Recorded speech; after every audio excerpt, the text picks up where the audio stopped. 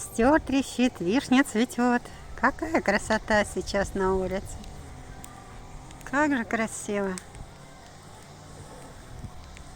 22 мая 2022 года. Такая красивая погода. Теплая. Ну, относительно теплая, конечно. Что там сегодня, всего 8 градусов. Но солнечно и ветер небольшой.